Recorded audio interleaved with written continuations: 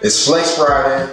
I'm Coach Ben, Train Relentless, and we're back with another flexibility exercise. Today, we're gonna do the kneeling hip flexor stretch, all right? This is area in which we'll be stretching, all right? A major muscle here, and if you're sitting long periods of the day or experiencing any back pain, most likely you'll need to be stretching, foam rolling, and paying some attention to this muscle in this area.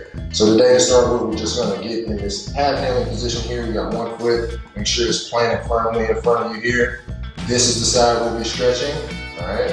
Now, first thing we're gonna do is raise this right arm, okay? So the left knee is forward, we'll raise the opposite arm, all right? We'll get a slight lean towards this front leg, all right? And then we're gonna rotate to the open side. This is the open side here.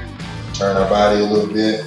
Again, this is the active stretch used before your workout. So we're just gonna hold for 3 to 5 seconds here, and then we'll return back to the side, still having that lean here towards the front leg. And then we'll rotate again. Hold 3 to 5 seconds, and then return. All right, now depending on your tightness and your level of mobility here, you may be able to get a little forward lean here, and then go into the stretch, the same movements, the lean and the turn. What we don't want to do is make sure it is not overextend this lumbar area here. As you can see, I lost balance there. But make sure you're nice and stable here through the trunk. Got your core engaged. Got this this glute and posterior to this, all this activated, or stay tight here. You're not flexing it, but you still want to activate and engage here. As you move forward, raise up, lean to the side, and rotate.